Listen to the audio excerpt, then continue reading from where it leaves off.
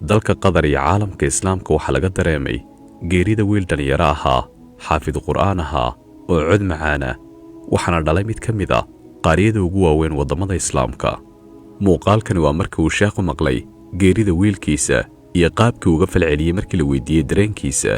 السلام عليكم. تعزيكم في وفاة ولدكم المرحوم، نسأل الله أن يرحمهم وأن يكرم نزلهم. آمين. لكن شيخنا جئنا بنواسيك فواسيتنا ونواسيك وأعزيك. الله يكرمكم الله يكرمكم. يكفي أن لله ما أخذ وله ما أعطى. cabdixamiid sheekh cabdirashiid cali suufi waxa uu ahaa wiil dhalinyaro ah waana guri dambayskii sheekha waxa uu xafisanaa qur'aanka kariimka weliba isagoo ku akhriyi jiray cod aad u qurux badan.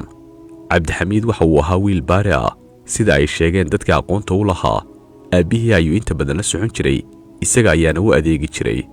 wiilkan xanuunkiisu mu cuslayn ayaamihii u dambeeyey ayuu sheegay in wadnuu yaro xanuunayo balse wakhtigiisa ayaa intaa ku ekaa oo waxa uu dhowaan ku geeriyooday magaalada Dooxa ee dalka Qatar oo ahaa deegaankii uu ku dhashay.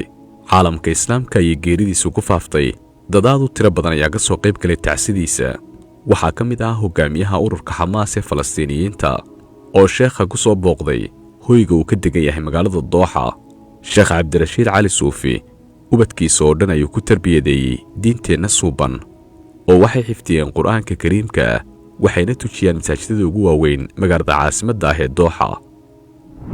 فاستجبنا له ووهبنا له يحيى وأصلحنا له زوجه إنهم كانوا يسارعون في الخيرات ويدعوننا رغبا ورهبا وكانوا لنا خاشعين.